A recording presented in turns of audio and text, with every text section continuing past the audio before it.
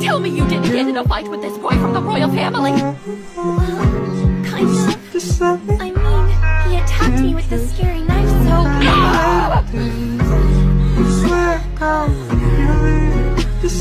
My son can be such a little beast. I blame myself. I do hope you weren't hurt.